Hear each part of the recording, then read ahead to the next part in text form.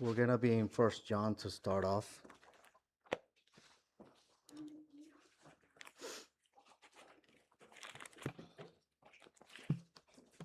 First John chapter 2, beginning in verse 15.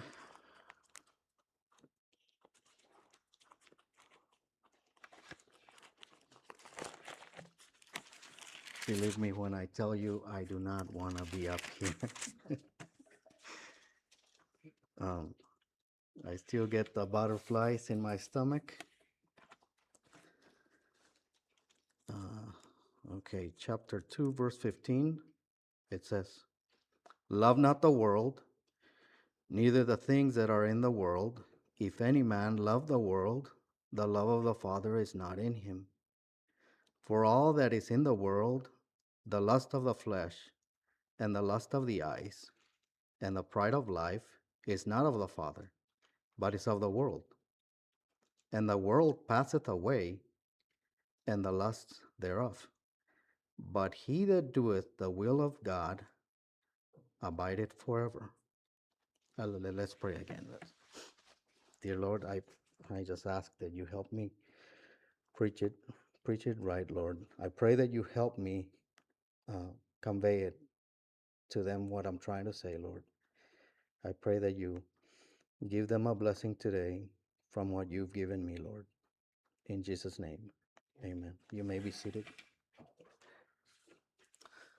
Okay. Towards the end of this message, I will um, explain to you how I came to this message, why this message was in my heart. Actually, I was thinking about it for a few weeks before Pastor even asked me if I would preach for him today, and I was talking to him a little bit about it. But first, I want to look at what is the pride of life, because that's the title of my message, the pride of life. So, what is the pride of life? The pride of life.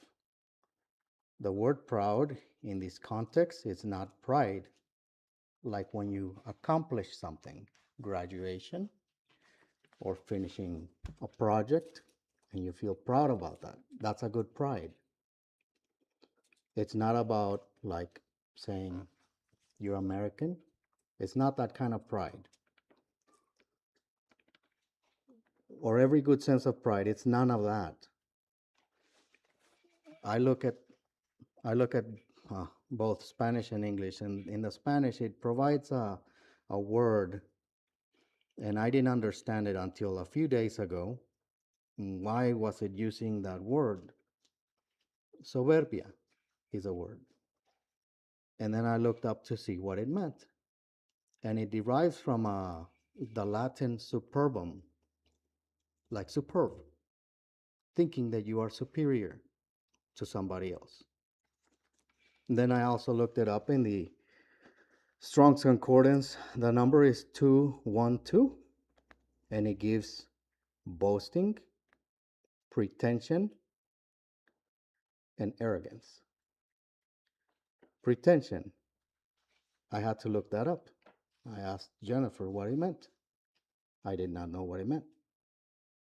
I know that word is used with the Pharisees for a pretense. They make long prayers. And this is what it means: attempt to look more important or smart than you really are, or a false show. So I understand a little better of what the word means because because I am the king of pride. No.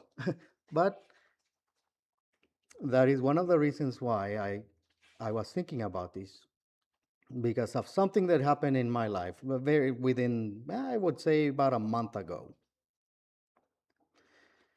The pride here, it also talks about disdain for others.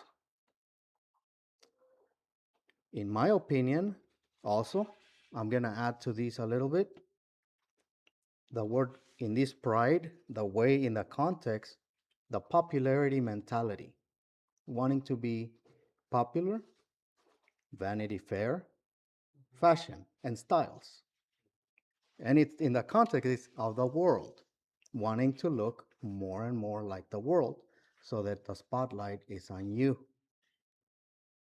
pretending to be intelligent when you're not as intelligent as you pretend to be. Um, we're going to move a little bit to Matthew.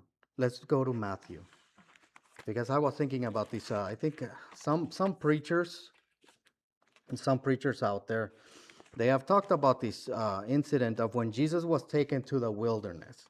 And some people say that Jesus was tempted in all these 3 points: the lust of the eyes, the lust of the flesh, and the pride of life. Uh, to be quite frank with you, I don't know.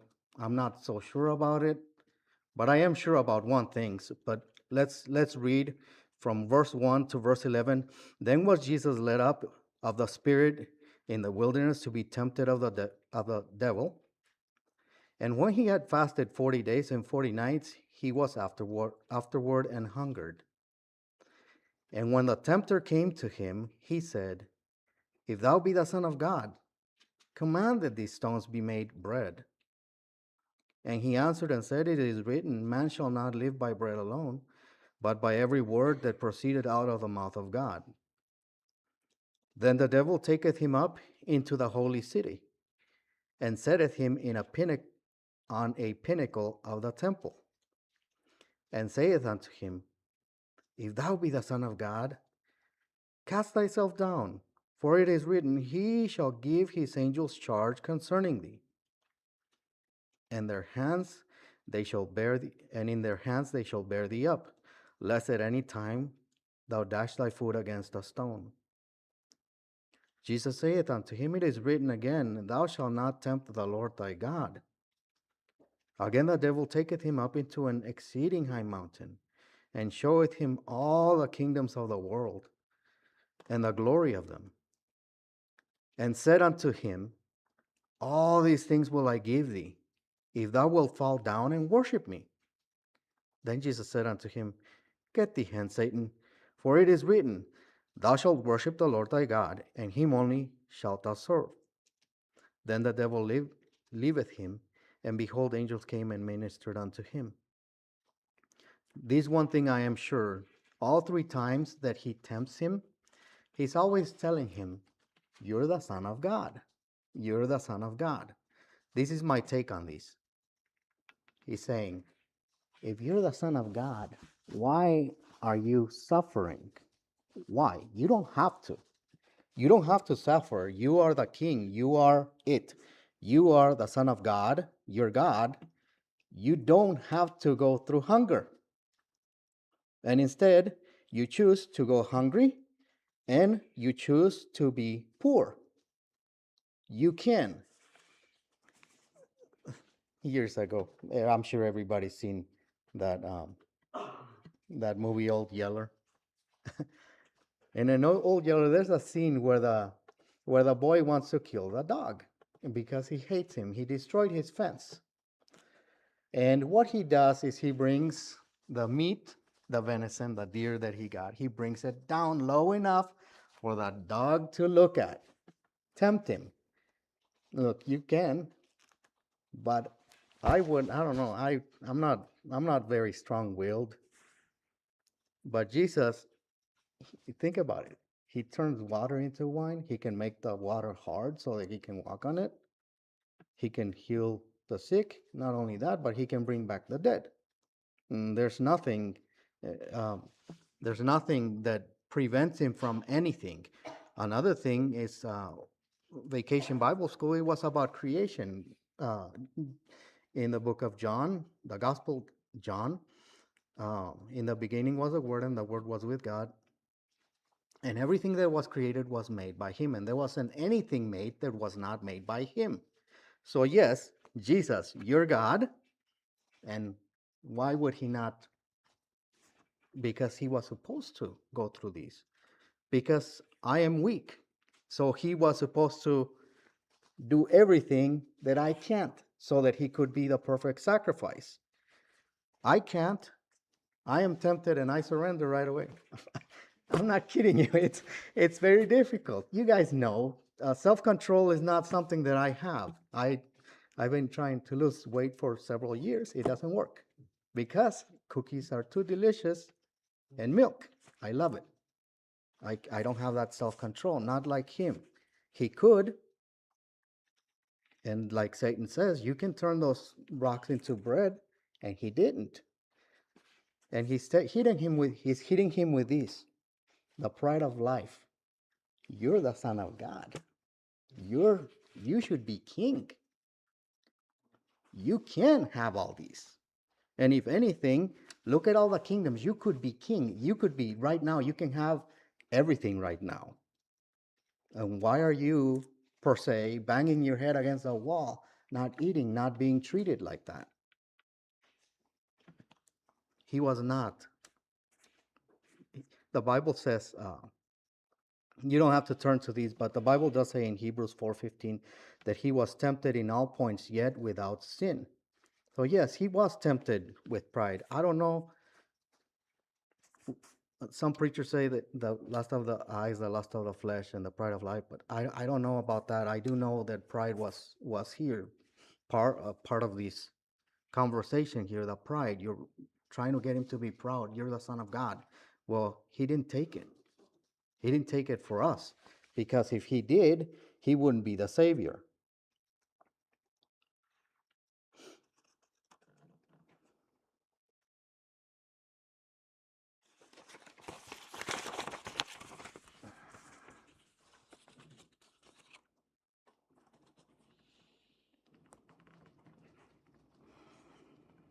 So what caused me to think about all these? The same problems. Remember Samson? The same problems that Samson had, I have. The same problems Lucifer had, I have. For example, I, I, I. A lot of times, and this is true, I'm not kidding. A lot of times I like to say I a lot, me, me.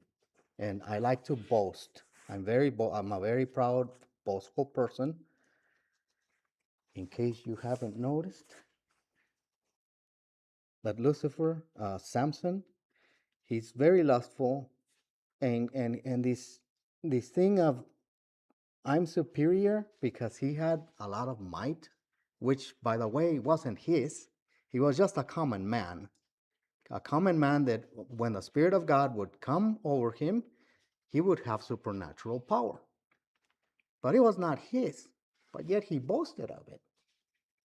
He became proud, it went to his head, and what happened? They took his two eyes and they made him they sported with him, meaning they probably tortured him. I don't know what else they did besides plucking out his eyes, because he thought a lot of I can. It's me, by my power, by my might. And you leave God out of the equation. And as Pastor would say, that's going to spell disaster. And in a minute later on, I'm going to show you what happened to Israel when Israel becomes very proud. And when you become proud, you begin to forget God. Now, I've seen it several times in my life, and I've seen it in other people's lives. Uh, Maybe my error can help you examine yourselves. And as I said, I can be very arrogant at times, and I'll explain a little bit. I trashed somebody only to make myself look good. That's why I'm telling you this. And I'll tell you the story behind that in a bit. Christ was tempted with pride, yet sinned not. Let's look at Paul for a little bit. Paul, let's go to 2 Corinthians. Let's go to 2 Corinthians chapter 2, chapter 12.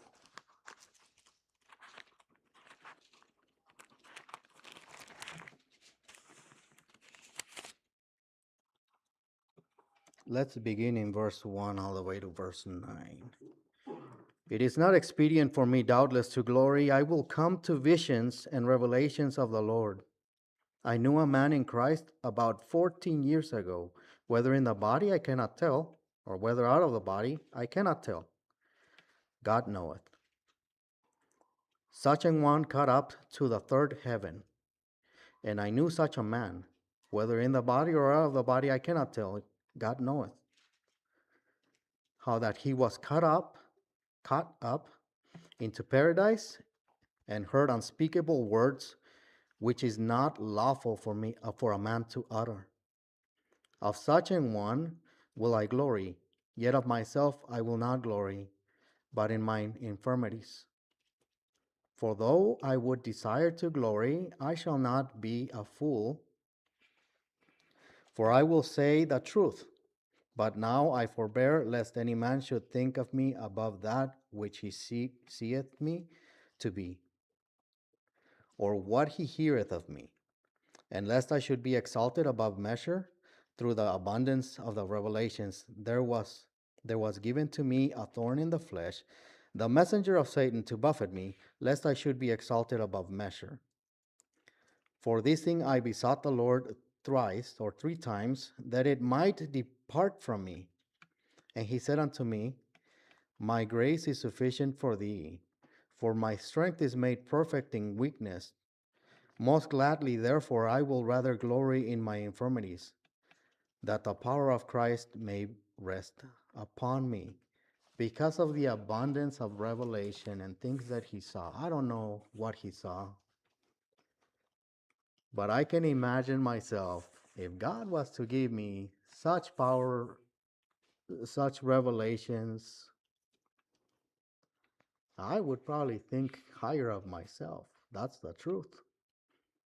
Of things that he saw, I don't know what he saw. I only know what the Bible tells me, but he goes to the third heaven, and God sends a messenger of Satan so that he can be kept in line, because God, it's not good for him to be proud of that. And that's what it's talking about, pride. The pride of life.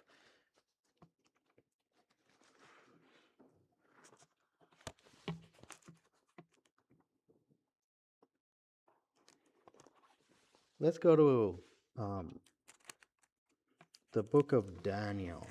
This is a very good one because this reminds me of myself. Well, it's a good one for me. I don't know. Everybody is different. Everybody has different temptations. And let's go to the book of Daniel. Daniel chapter 4. We're going to look at Nebuchadnezzar a little bit. I'm sure some of you guys know already what I'm going to be reading here.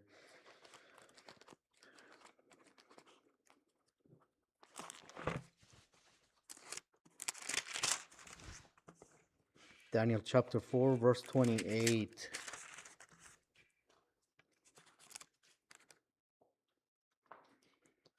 All these things came upon King Nebuchadnezzar.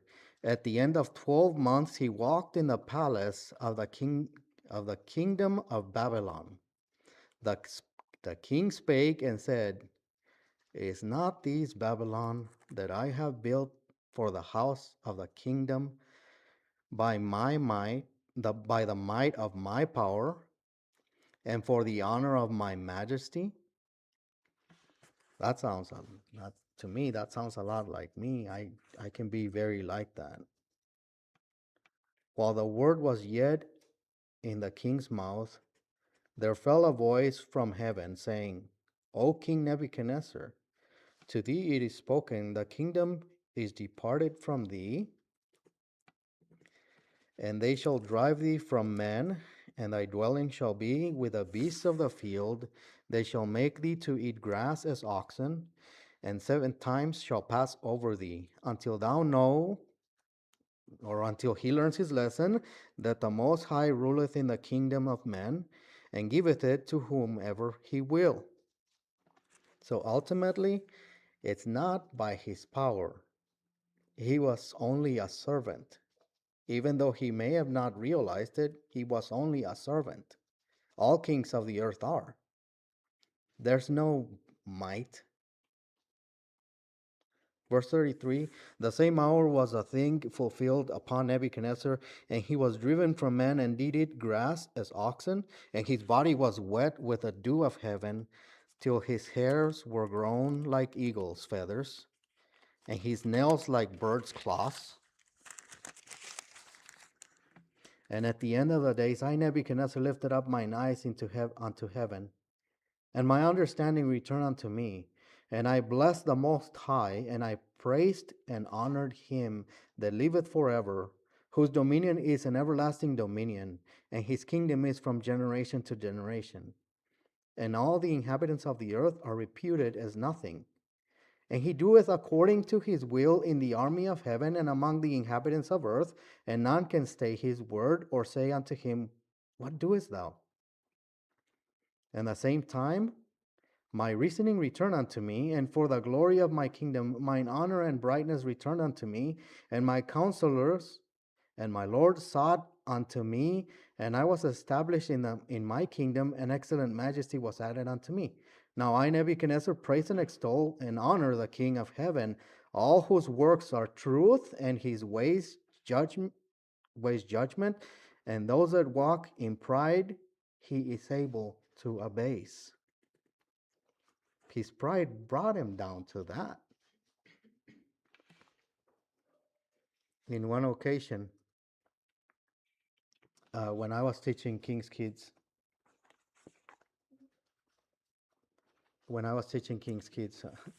we were talking about, uh, the boys were talking about sports and this and that, and I'm not into sports. I'm not athletic at all, and I don't mean anything by this, Asher. And Asher was talking about his six pack. Like I got a six pack of rolls. He's got an actual six pack. I don't know. I've never seen him, but and I say, and the message that day was about the kingdom of heaven, and we come to I believe I was reading from First Corinthians, where it talks about your works being burnt up and all that, and I say, you see, Asher, that's where your six pack is gonna go, but it's true. All the vanities, the fashions of this world. That's what began to read in the beginning. In the beginning, that's what it reads. All of it is gonna pass away, and it's gonna be nothing. It's gonna mean nothing. And as Pastor has said, all the cars that he fixed have to wait till the end of the world. They're already in the junkyard. They only last so long, and then the rust comes back. I know. I work on them every day. They're just junk. They don't last as long because it passes away.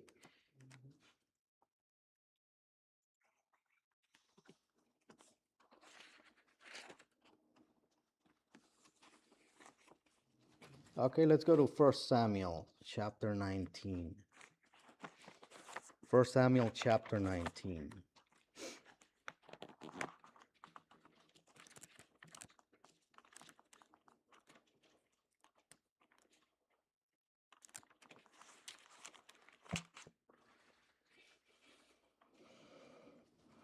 Chapter 19 and verse 24.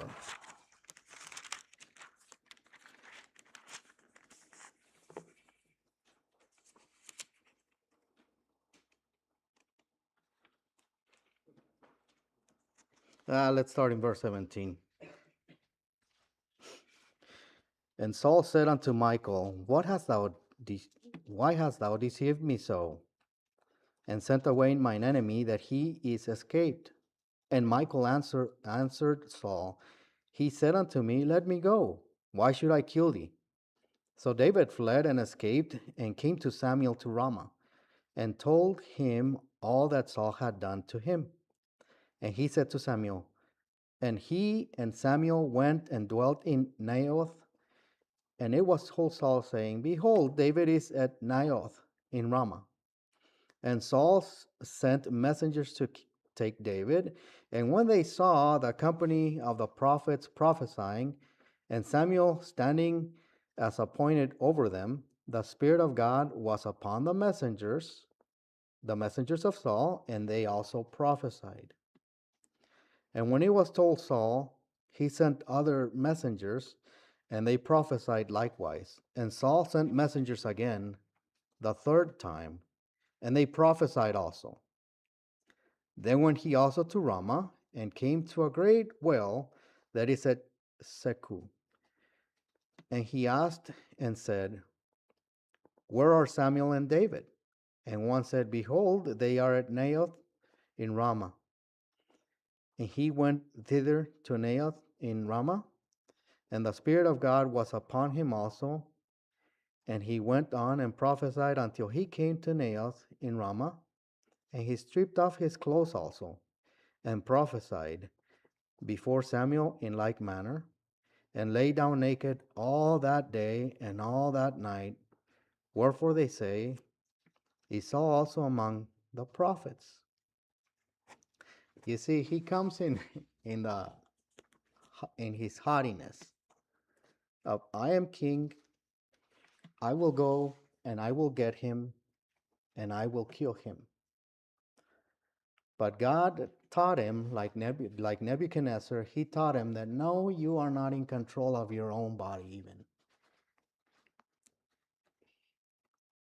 It reads that he was naked.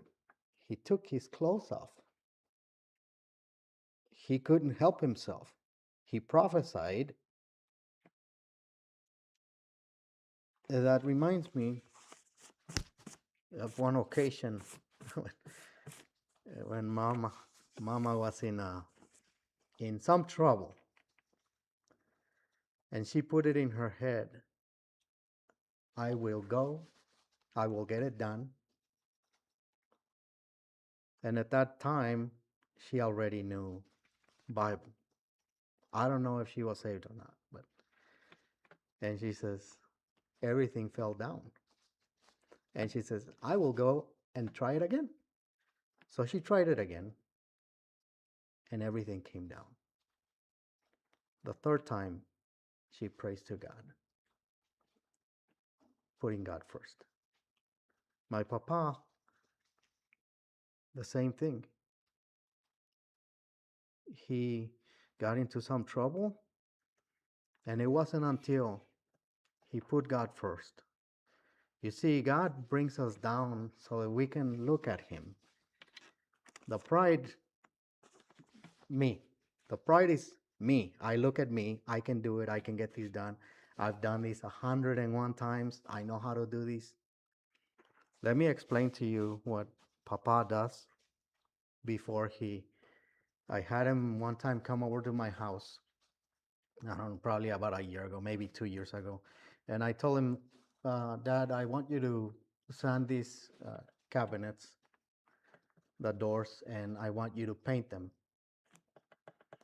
And when I came home, Jennifer asked me, does your dad pray before he starts to work? And I say, yeah, I guess he does. I've seen him do that many times. He raises his hands up and he prays. And that is humility, the opposite of what pride is. And I have many times uh, there's issues in my life in the line of work that I do, and I cannot get it done because it's not by my might. God cares about you, what you do in life. For example, if you fix a house, if you fix a car, if you are into any line of work, put God first.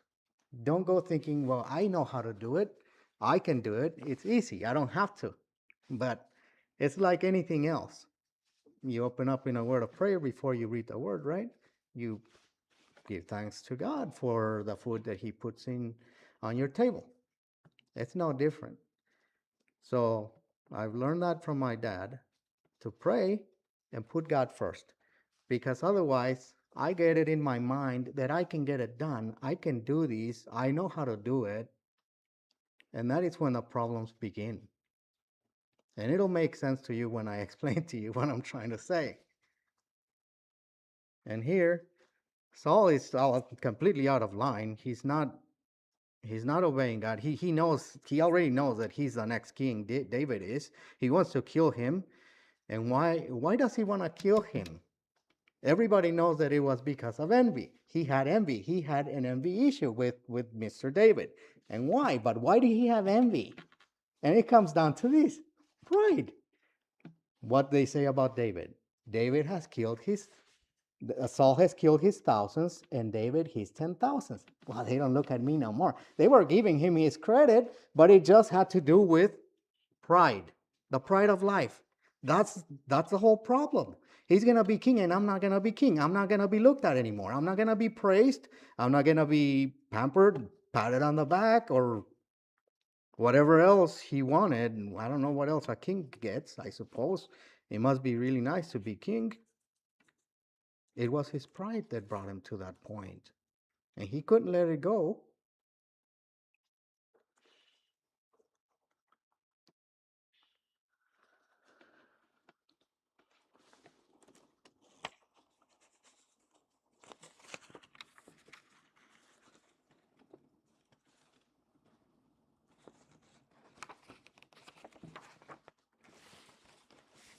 Okay, I'm ready to tell you what. I'll confess my sins to you publicly. A while back, about 3 weeks ago, there was this younger man. He's taller and more handsome than me. No, he is taller than me, and he repairs vehicles like I do. And what happened was that I got a little jealous because one of my friends took his car to him. It was all pride. And I said, "Very well. You wanna you wanna play in the big boys playground? Go ahead." And I knew what was gonna happen. And when this man finished his labor, he failed, and I gloated about it. I was happy because I was proud that that's my area.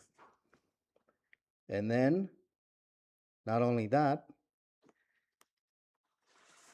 uh, when this friend of mine, his check engine light was on, the car was running without power, chugging. He did a timing chain on it, and I knew it was a more technical job, and I couldn't. I knew he wasn't gonna be able to because part of my pride is I have the education there, and he doesn't. But he's good at some things. And then he asked me to help him, and I didn't want to answer his call. So he came to my work, and he showed me a picture of stuff, and I said, "Well, it's easy. Just replace all those parts. You may as well replace them all because you can obviously see there's a problem in there. Stuff is wearing out." So he replaces everything, and then what happens is after he puts it all back together, the car doesn't run right. So then my friend comes over to me and says, "I don't know what he did." I said, "What codes do you have?" And I explained to him, "Okay, the system works this way. That computer's trying to change the engine the way it runs.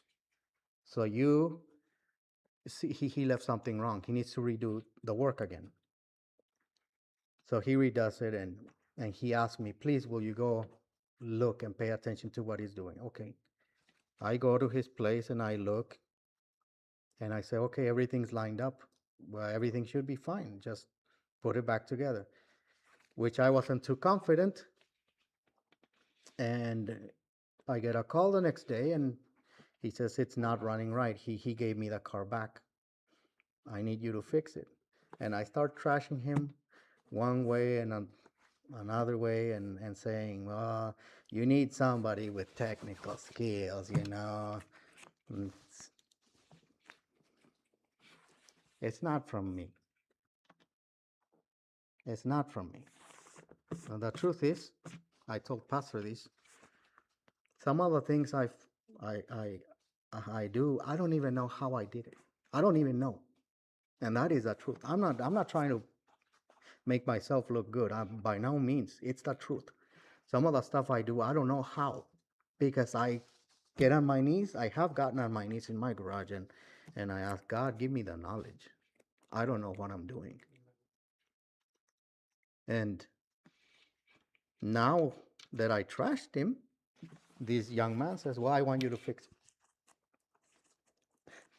Oh, okay.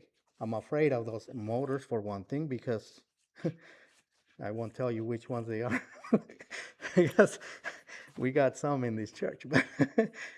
But I'm thinking, I don't know what I got myself into. And I told him what to buy. He's spending close to $1,000 in parts, and if I don't fix it right,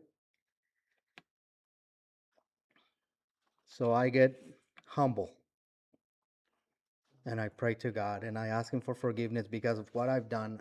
Now I'm beginning to look at myself as okay, you're an idiot. You're an idiot. You don't know what you're doing. You don't know what you're talking about because it's all God. Yeah, you can have all the books, but it doesn't matter.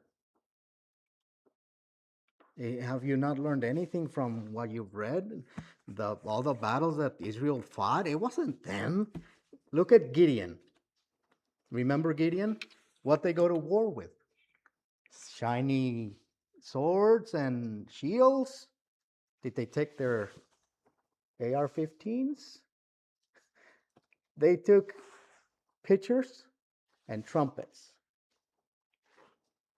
What kind of weapon is that? And when God had so many people, He said, no, no, no, there's still too many. And the reason was because then they will say, by my might, by my power, like I did, like Satan did. I will ascend to the throne of God. I will be higher than the stars of God. I. A lot of I did a lot of I myself. And so after I pray to God and I tear this apart, and I was fearing the whole time, and I look at the part that was installed wrong. It was a tiny little piece, a little pin, so many millimeters, so much. It was bent and causing the engine to be out of time. Now, the computer couldn't control it. It was trying to, it couldn't. So then I got to popping my suspenders again. I put it all back together. I didn't learn my lesson. I'm telling you, it's the truth. And then I take it on a test drive. Oh, it's running good. It's running really good. It's and then the check engine light came on again. And I deserved it. And I look at the scanner and I see the same code I had before. I'm gonna have to tear this again, open and find out where the problem is again. So I get on my knees again and I say, I'm sorry. I say, I'm sorry because I have sinned. I did wrong. I talked like I normally do. So when I prayed and I humbled myself and I look at my machine and I run some tests and run the car again, and the car was good. It wasn't by my might. And I'm not going to say I just so happened to. No, that's chance. It wasn't so happen. It wasn't like I just so happened to see these or notice that. No, it was God who showed me. It's right there in front of you. Do this. I did it. God doesn't care about cars. They're going to burn up.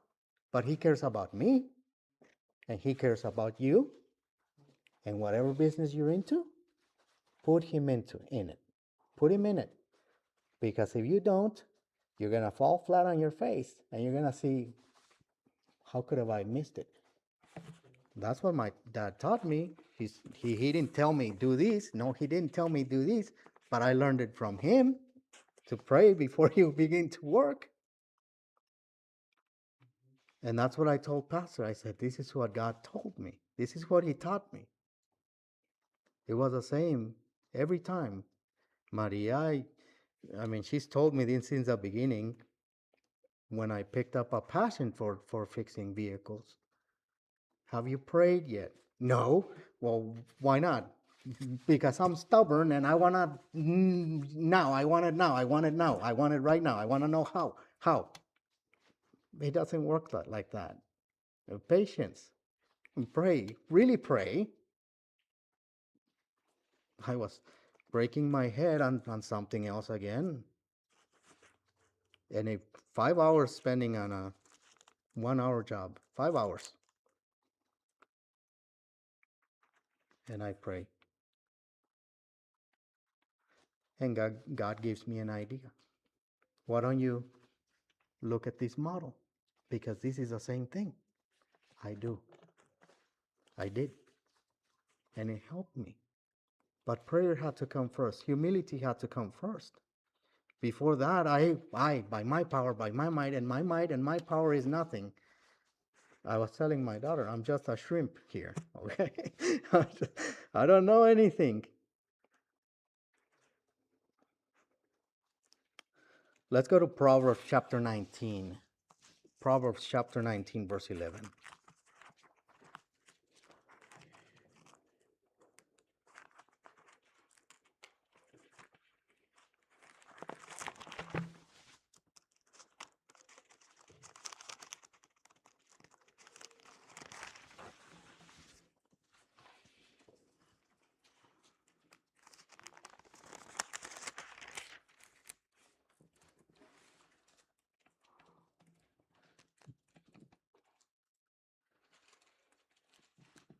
The discretion of a man deferreth his anger, and it is his glory to pass over a transgression. The discretion of a man deferreth his anger, and it is the glory of a man of his glory to pass over a transgression. This this this here, how does it connect to pride? How does it connect to? Have you ever been in a fight with somebody, and somebody gets you offended, and as they say, they touch a nerve, and it hurts your pride? Well, how can they say that to me? How dare they?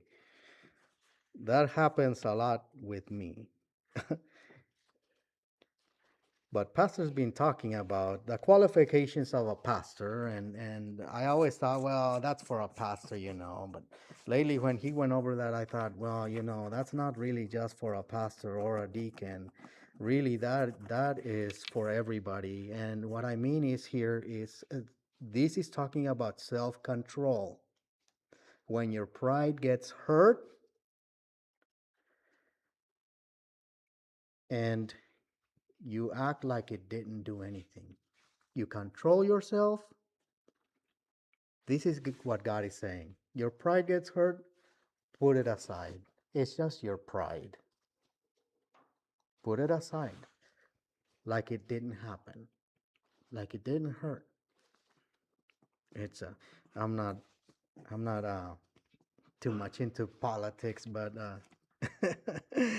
I've seen some of the politicians out there. They start yelling at each other, or when there's debates and they can't hold it.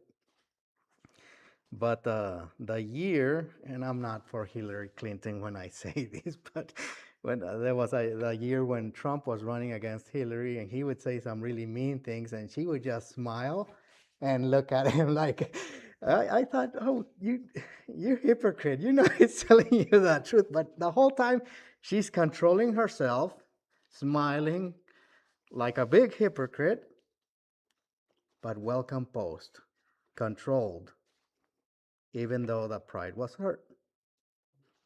I saw it in another occasion where these reporters, they say something only to poke the person around.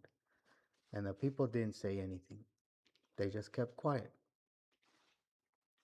That, that is a crown. That is glory right there. I mean, I'm not like that. Hey, you poke me around just the right way, and I really angry. I gotta control myself. Like pastors taught, put anger away, put it off, put the old man off. This is what God says for when you're self-control, for when your pride gets hurt. It is God's remedy. That is his. That is uh, his medicine right there. And finally, we'll go to Deuteronomy chapter 8. I promise you, this is the last.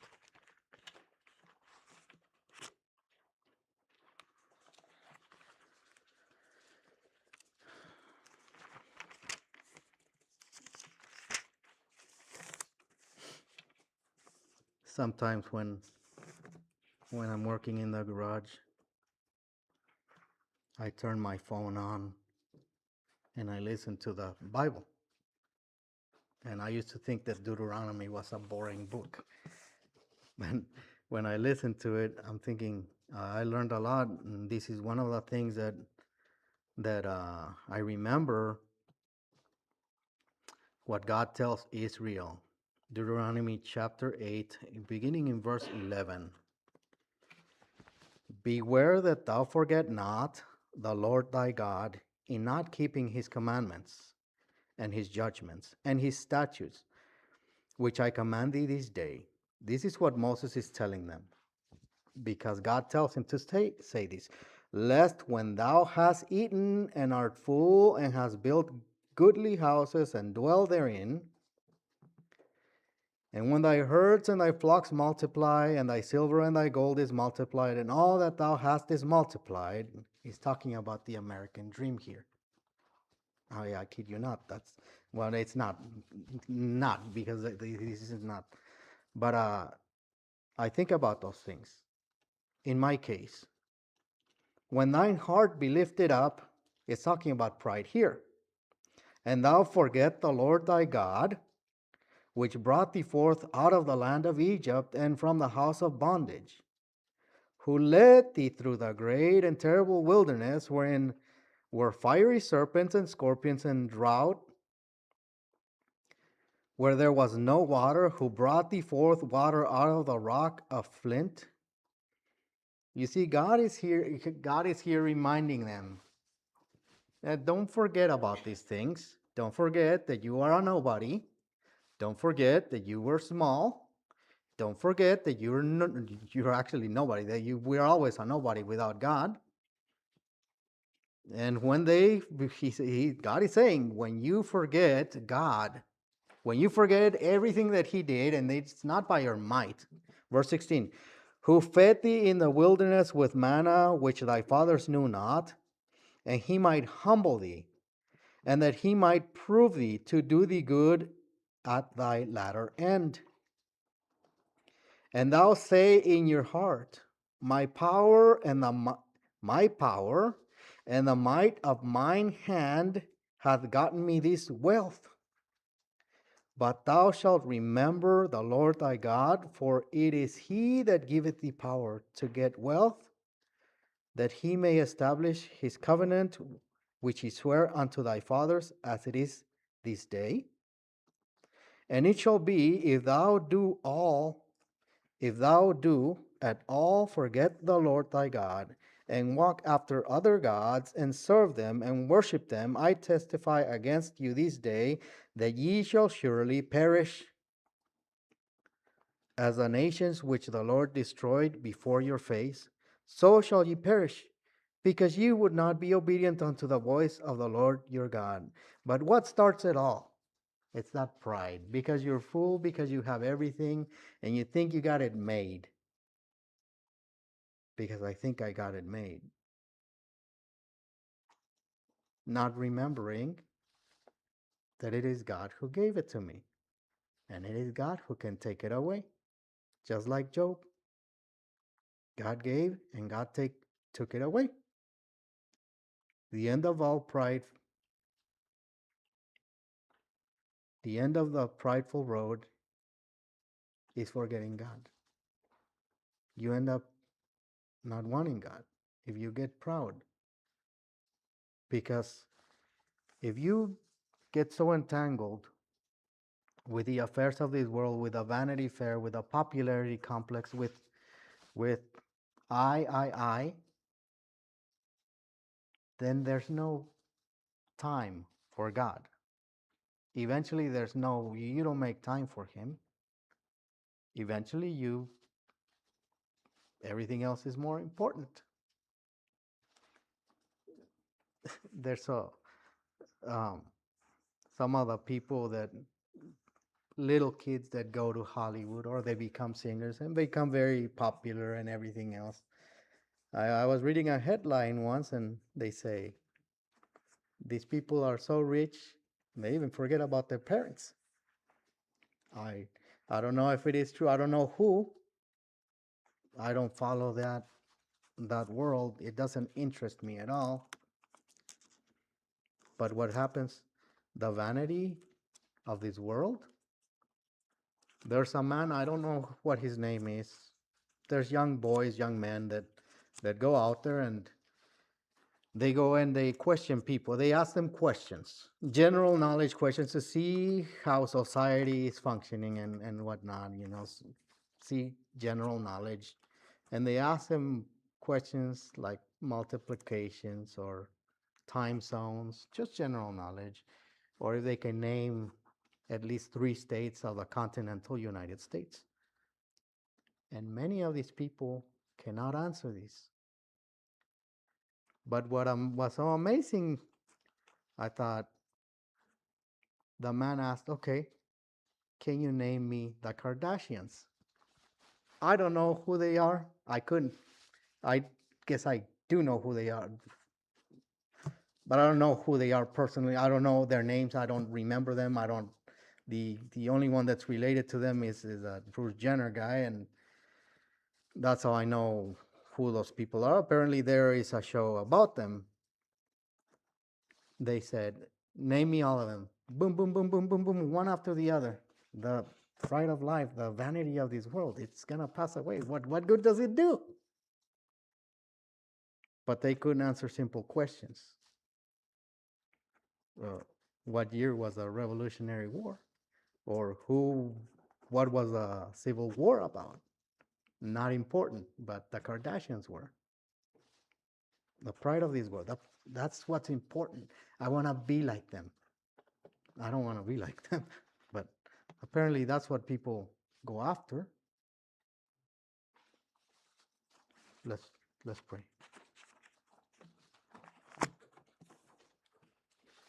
Father in heaven, Lord,